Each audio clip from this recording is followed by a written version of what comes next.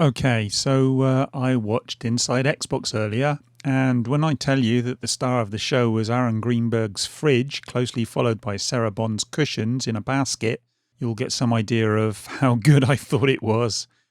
It was riveting. All in all, we got, I think it was 13 games from third-party studios, and while we were promised gameplay, there was some very little actual gameplay. In-engine isn't the same as gameplay, Microsoft. If I'm being honest, I wasn't that impressed with either what was on offer or with the supposed leap forward in quality which we'd been led to expect. The actual format itself was, well, fine, and the little touches like the aforementioned joke about the fridge were good to see. It's just that nothing we saw really told us much about what we can really expect from the next generation of games to come to Xbox, or PlayStation 5 for that matter, as many of these games will be multi-platform as I understand it. That's not to say there weren't some highlights, there were. The show opener was something called Bright Memory Infinite, and that looked pretty impressive for a game that was made by one guy.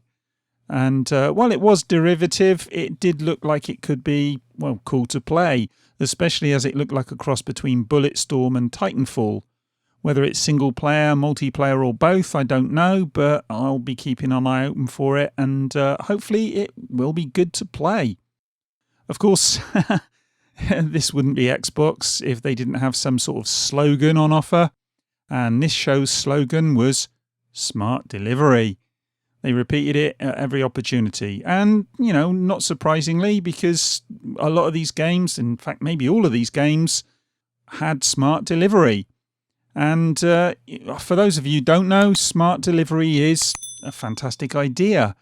And it means you can buy a game on the Xbox One, and then when you upgrade to the Xbox Series X, you won't have to buy the game again because you'll already have it. And whether you've got it on disc or whether you've got it digitally, it'll just upgrade the assets and all that stuff. And, we already knew about this, but it is bloody cool and it is very consumer friendly. And, it was good to see that nearly every game on offer will utilise it. Certainly nearly every game on offer here will utilise it. What happens with other games moving forward? Your guess is as good as mine. But, Bright Memory Infinite did actually offer this. So you can buy that game when it comes out and then it'll be ready for the Xbox Series X. At least this is one area where Xbox seems to be delivering on their promises. And, it is good to see. After Bright Memory Infinite, we got Dirt 5 from Codemasters, which, it looked decent. I like racing games, and I might pick that up at some point.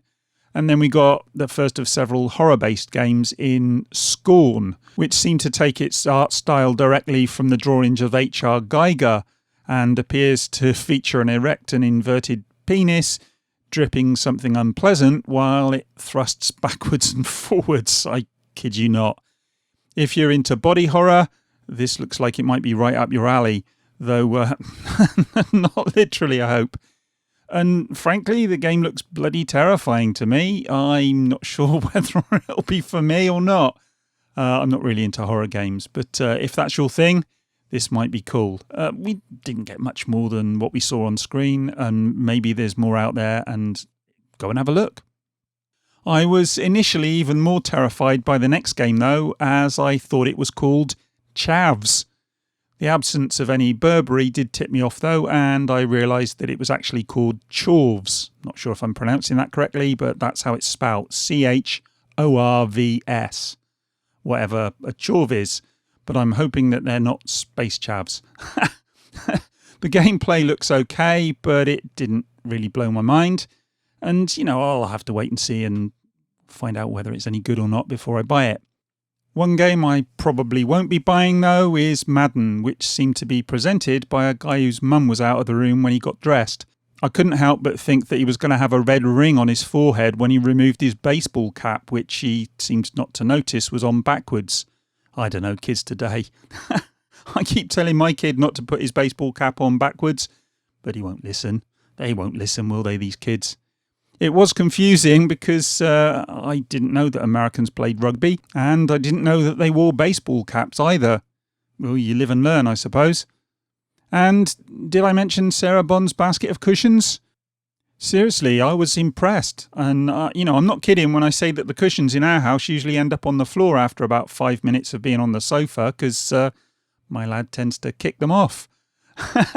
At least it was a distraction while she talked about Madden, though. And look, I'm sorry to anybody in the States, but I'm not really interested in American rugby. Then we got Vampire the Masquerade Bloodlines 2, Call of the Sea, and The Ascent, all of which looked okay, but again, it was all pretty much just trailers. And that continued for The Medium, Scarlet Nexus, and the Second Extinction. Where was all the gameplay we were promised? Nowhere, frankly. It was all just in-engine trailers.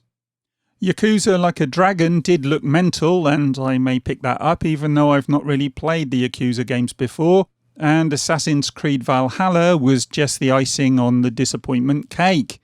Again, we'd been promised gameplay, but we didn't really get gameplay.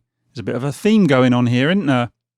All the games on show looked okay, if I'm being honest, and Smart Delivery is bloody brilliant, but don't promise gameplay if you're not going to deliver. It just makes you look bad, Microsoft. So anyway, look, what did we learn from this? Well, we can be certain that Aaron Greenberg has a sense of humour and that Sarah Bond's decor is up to par. Oh, and that Smart Delivery is going to be a thing moving forward for Xbox, and that's no bad thing at all. Other than that, well, not very much, to be honest. I just hope that when we see the first-party games, we get a bit more in terms of actual gameplay, rather than in-engine trailers. Because saying you've listened to fans who want to see gameplay is one thing. Actually listening to them? Well, that's quite another. All in all then, this was a bit of a damp squib. It wasn't terrible, but neither was it amazing. Now, where can I get a fridge like Aaron Greenberg's? Because, as I say, that was the highlight. And maybe I would quite like one of those fridges. Yes, and I know it was a mock-up. Anyway, look, it's getting late, as you can probably tell by me whittering on like an idiot. I'm going to go and hit the hay, and I'll speak to you in the next one. Bye.